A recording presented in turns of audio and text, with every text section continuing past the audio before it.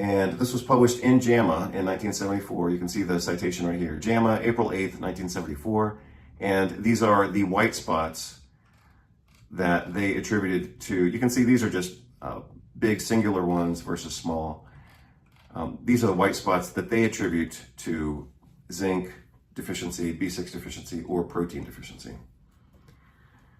So let's go to this article in The Lancet, and then I'll talk about the two other clinical studies. And that'll be the end of this particular video.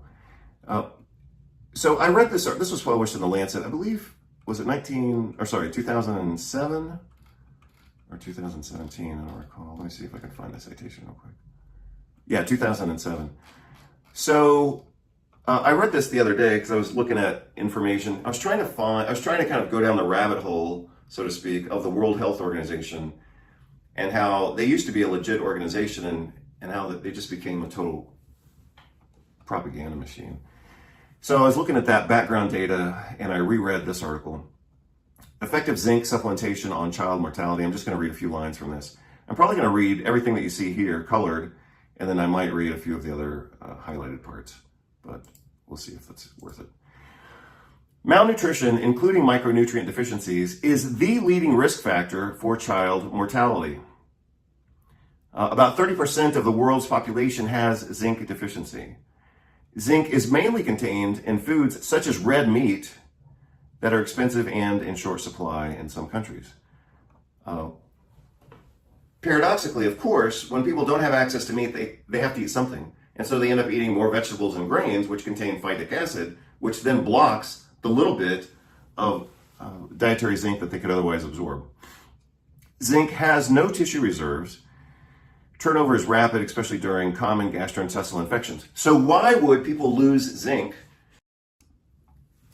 What's going on, everybody? Dr. Vasquez here, coming to you. I suppose we're into Saturday afternoon now. I actually recorded this video earlier today, and that took about 40 minutes.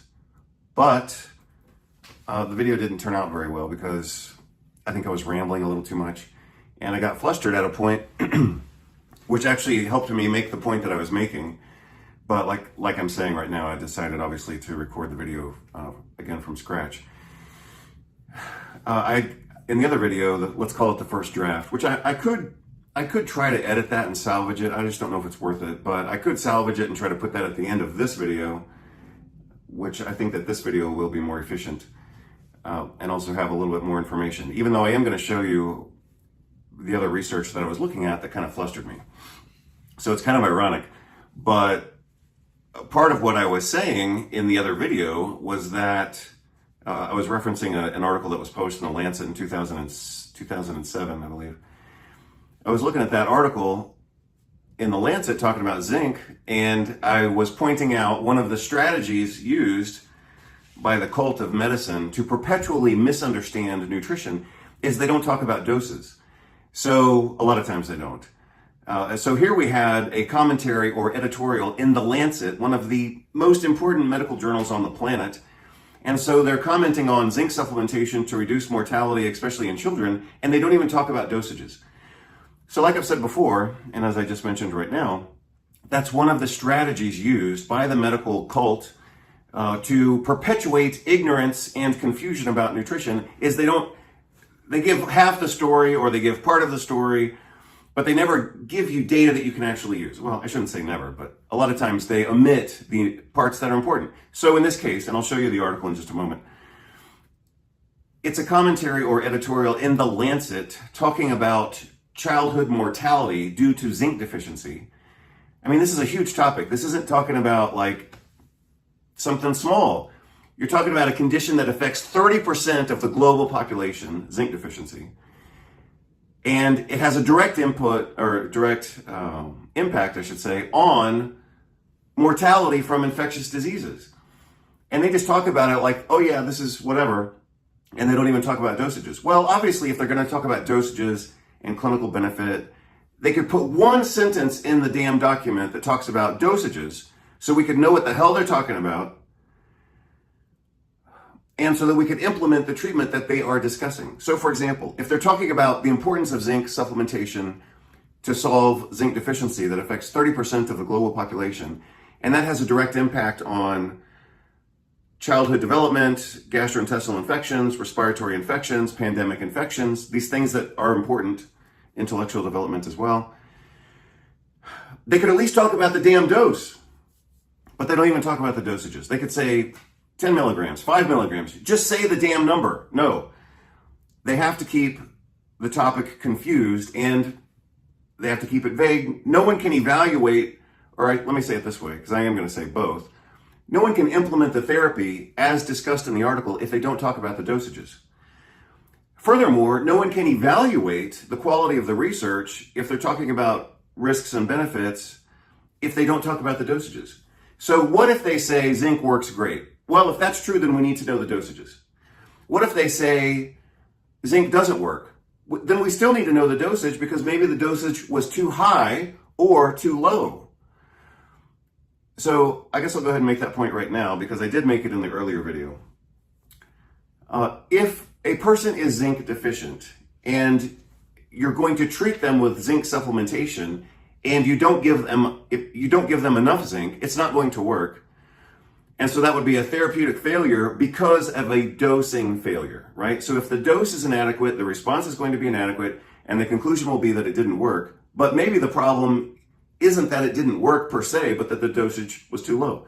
That happens all the time in nutrition research because that's a strategy used in nutrition research by the medical mafia, or whatever you want to call them, to make nutrition not work.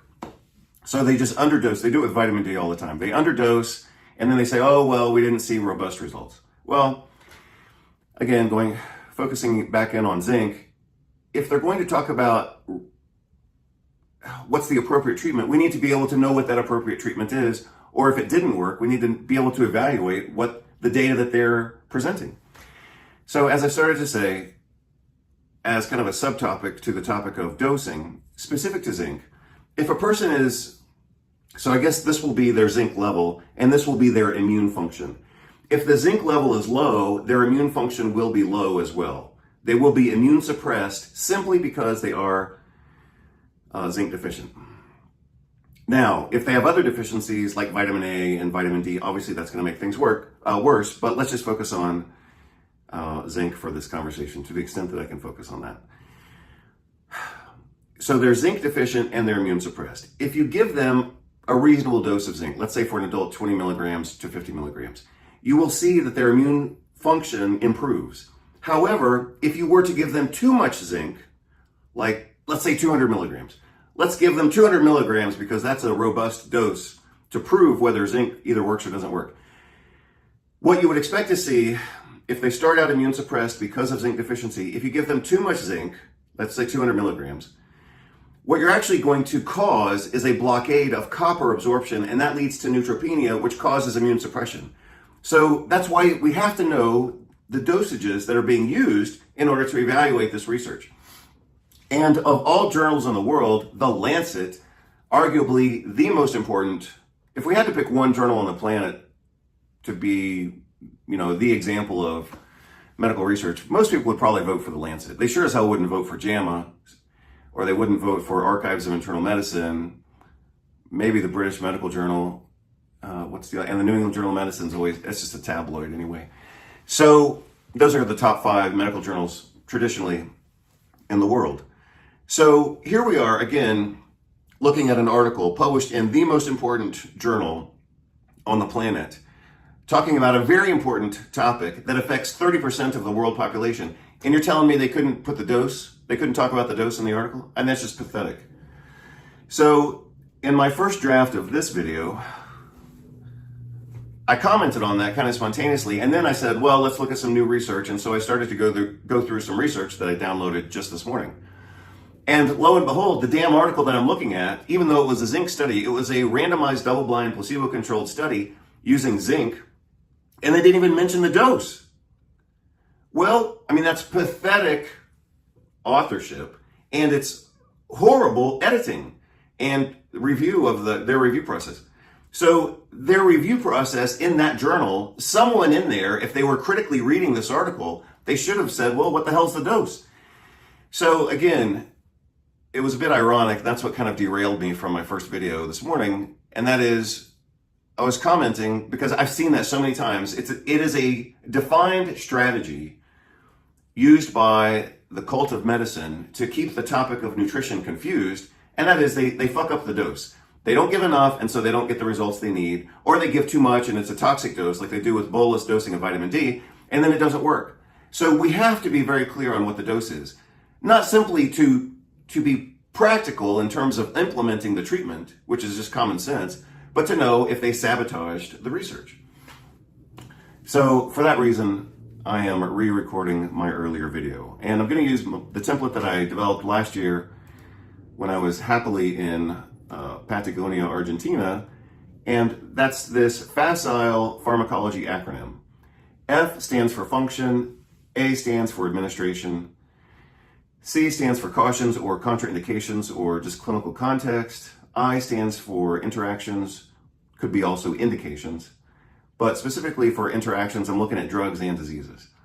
L is for labs, and then optional would be explanation, exceptions, employment, things like that. So the E is somewhat optional. It could just be commentary, or you'll see that I add a little bit of commentary on the next page. So as soon as my computer, which is kind of behaving rather slowly right now, as soon as my computer responds, we will move on to the page specific to zinc. So hopefully that's going to be this page right here. So this is the facile pharmacology of zinc. Zinc functions as an enzyme cofactor for literally hundreds of enzymes. So I'm not going to list them out. Like one of the more famous zinc-dependent enzymes is alkaline phosphatase, and you can actually measure that in the blood. And sometimes we think, oh, you know, if we do a metabolic panel or a chemistry panel and it happens to include alkaline phosphatase, some of them either do or don't these days. In the past, they always did. But anyway, if you look at an alkaline phosphatase level and it's low, then you would think zinc deficiency, among possibly other things. Zinc is very important for immune function, for the entirety of the immune system, but specifically also for creating thymic hormones like thymulin that regulate immune function against infection and also against autoimmunity. Zinc also functions as part of a transcription factor, and probably more than one, but the most iconic of the zinc-containing transcription factors is called a zinc finger. Really horrible name, like I've always hated that name. But it was called that because when they started to look at the molecular structure of this transcription factor, they noticed that it has a zinc molecule or an ion of zinc, and the protein kind of comes around, curves around the molecule or the element of zinc, and it also at the same time kind of grabs onto the DNA as it's fulfilling its function as a transcription factor. So I wish they had come up with a better name, but that's what they called it. They said this protein kind of looks like fingers wrapping around zinc, so that's why they called it a zinc finger. And it's a transcription factor. Transcription factors control the expression of certain genetic patterns. So for those of you who don't know, in my earlier video, I spontaneously came up with a great analogy, and that is your genetic code is kind of like a book. But your body's not going to read, every cell in your body isn't reading your entire genetic code all at the same time. So for example, you all have an ear on the side of your head, and then on the side of your torso, you have a shoulder. Well, all of the cells in your ear, or that make your ear, have the same genetic instructions as all the cells that comprise your shoulder. But obviously your ear doesn't look like your shoulder. That's because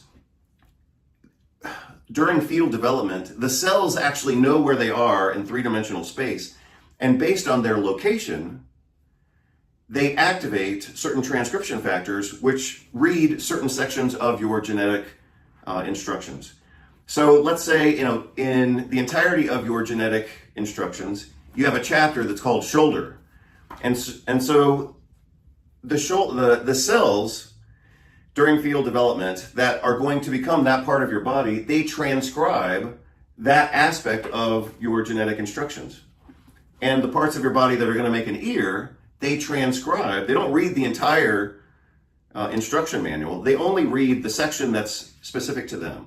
And that's why your ear, that's why your ear is different from your shoulder, and your shoulder is different from your spleen, And I'm looking at myself in the camera, and that's why I'm going backwards a little bit. That's why your spleen isn't the same as your liver over here, and that's not the same as your kidneys. So again, all of your cells in the body have the entire instruction manual, but they're not all reading all of the instructions. They're only reading the part that's specific to them, and part of how genetic information is transcribed selectively is by the use of transcription factors. So NF-kappa B is another very famous transcription factor that elaborates genetic information specific to inflammatory and immune responses. That's why we use inhibitors of NF-kappa B, because we want to inhibit the NF-kappa B nuclear transcription factor, because a lot of times it's overactivated. So anyway, that's one of the functions of zinc, is to participate in the transcription of genetic information. Later, perhaps I will also talk about estrogen-testosterone balance in the production of hormones, but also the reception of hormones. I'm going to save that toward the end. I'm going to save it toward the end because what I'm going to share with you, and I don't know if I'm the first person to ever say this, I'm going to present what will be, and what probably is, a paradigm shift. I'm going to talk about a paradigm shift in the understanding, or a way to understand zinc. And I've never heard anyone say this, so I invented it myself, but I'm not saying I'm the only one who's invented it. Maybe somebody else came up with it and they published it. I looked around a little bit to see if anybody had described it the same way I'm going to describe it, and I didn't see anybody saying it. So maybe I'm the first one to come up with this. It's based on pattern recognition in nutrition and physiology, and obviously I'm not the only one, working in this field. So I kind of want to assume that someone else has already said this, even though I did come up with it myself. Like I said, I came up with it myself, but that doesn't mean I'm the only person who ever came up with this. Maybe somebody else did it. But toward the end of this video, I'll give you a paradigm shift in the way that we could look at zinc. The recommended daily allowance for zinc for adults is 10 milligrams. It's found in meat and blocked by phytate. So phytate is, the other name for it is what? No. Well, sorry, I don't remember the other name of it. Something related to inositol. So I wanted to say inoxitol hexaniacinate, but obviously that's not correct. But inositol hexaphosphate, that's what it is. Inositol hexaphosphate. Yeah, that's the chemical name for phytate. So phytate you find in grains, and meat you find in meat. So think about that. If the globalist agenda is to make everybody vegetarian and eating insect powder for protein, that's going to make the entire population zinc deficient, and that's going to increase the risk of depression, diabetes, and just weakness. People get weak when they're zinc deficient. I'll talk about that again toward the end. But if people aren't eating meat and they are eating more vegetables, they are therefore inclined to become zinc deficient. That stunts growth, it stunts intellectual development. It makes people just feel weak and pathetic, and it makes them more vulnerable to infections. So I'll talk about that more toward the end. So the irony is that the World Health Organization has published many times about the prevalence of zinc deficiency and how it contributes to infectious disease. But now that the World Health Organization is taken over by the globalists, now they don't even talk about nutrition and zinc anymore. And now they're trying to get people to become vegans or vegetarians who don't eat meat, which is the main source of zinc, and they do eat more phytate, which block zinc absorption. So it's almost like a conspiracy to make people zinc deficient. A genetic deficiency of zinc could be described, and the name of that is acrodermatitis enteropathica.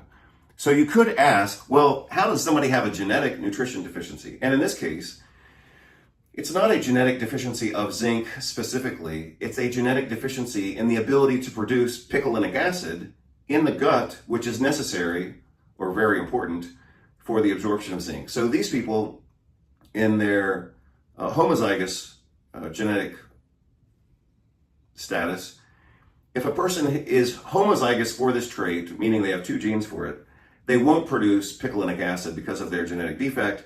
And because they don't produce picolinic acid, they'll be severely zinc deficient, and the clinical disease is called acrodermatitis enteropathica. characterized by dermatitis, infections, stunted growth, and sorry, I'm trying to look around my camera. The other thing that we see, and this sounds kind of hokey, but it's actually true, and I'm going to explain to you how it happens. The appropriate citation for this doesn't have a lot of citations. It should have more citations. But I'll also show you another example of the same thing, thereby supporting the biological plausibility of this. So, in 1974, Carl Pfeiffer wrote an article, a letter that was published in JAMA, talking about how people with deficiency of B6 and zinc have white spots on their fingernails. I've seen that a few times clinically. In one case, this was back when I was still studying chiropractic, I had a friend who had white spots on her fingernails, and I said, hey, that's a zinc deficiency. And she went to her physical therapist, and the physical therapist said, oh, no, that's not zinc deficiency. Those are collagen deposits. And I said, well, why don't you take zinc and see if they go away? And she did take zinc, and all the white spots went away in her fingernails. So I have to think that I was right in what I was telling her.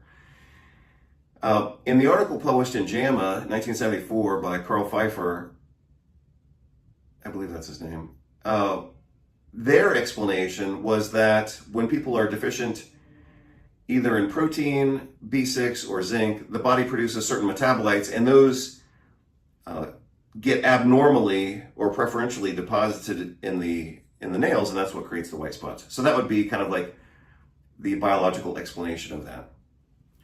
One of the conditions for, I think out of 7 different conditions, but one of the conditions for biological plausibility is you should be able to see something analogous in history, or in the history of medicine, I was kind of thinking. But we should be able to look through the history of medicine and say, oh yeah, well, this is similar to that, or this is similar to that. So in the earlier, I don't even see this, I can't even find this on the internet anymore, so that tells you how old this is or how it's been kind of overridden by new information.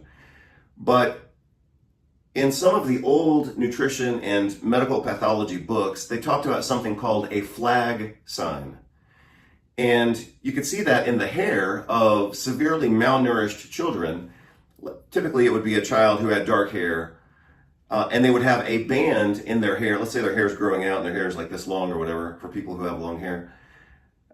Somewhere in there, in the growth of that hair, the continuum of that process, you would see a white line, and that would be that would correlate chronologically with the time frame in which the kid was either severely malnourished or severely ill. And so basically what you're seeing with white spots in the fingernails correlating with zinc deficiency is the biologic equivalent of the flag sign, sometimes seen in the hair, but also can be seen in the fingernails. I'll show you some images from that research. As I finish this slide presentation, I'm going to show you some PDF articles and we'll talk about those. Let's go this way. Zinc, as I said before, blocks copper absorption and therefore is used as a treatment for Wilson's disease.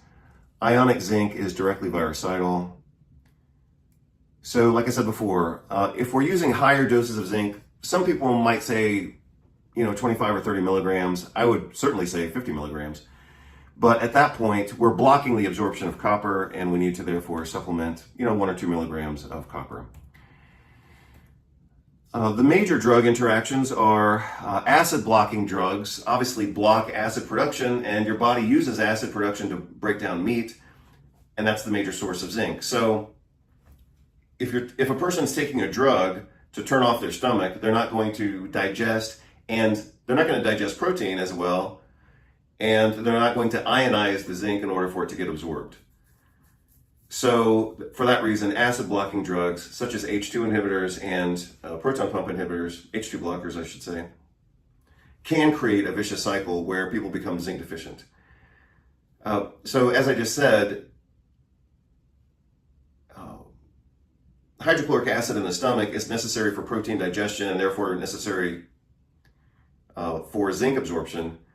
But if a person is, let's say they get sick or they have some event that causes them to be zinc deficient, that's going to inhibit the production of stomach acid. So that can put them in a vicious cycle where zinc deficiency blocks production of stomach acid, and that blocks the appropriate digestion of protein and the absorption of zinc, so they get caught in a vicious cycle. So that would be another rationale for providing someone with at least, a month or two of zinc supplementation. If they've been on an acid blocking drug, you want to kind of restart their zinc system, so to speak, or their zinc status, so that they can then produce stomach acid if they're going to try to get off those acid blocking drugs. Apparently, the same thing is also seen in folic acid deficiency. So when people become folic acid deficient, they develop malabsorption in their gut, because their gut doesn't have enough folic acid to maintain the intestinal epithelium. So when people are folic acid deficient, they can't maintain their gut epithelium, so they develop a type of malabsorption that actually blocks them from absorbing folic acid. So that's also another vicious cycle. So that explains, both of those examples explain why sometimes we have to use nutritional supplementation at high doses in order to break those vicious cycles. ACE inhibitors apparently increase urinary loss of zinc. So you can bet that a lot of people are on acid blocking drugs and ACE inhibitors, and that would promote severe zinc deficiency. Serum zinc can obviously be measured in a medical lab, and it is an important test. I'm going to talk about that test more in just a moment. Or I guess I could talk about it right now. Yeah, I guess, well, let me keep making progress. I'm almost finished with this anyway. So at the end of this, I'm going to have a few comments, which could be kind of like a paradigm shift. So I'll come back to this page in just a moment. Let's talk about lab tests, as I just said that I would. So we're going to go to the PDF document that I already have ready. And so I downloaded this from LabCorp.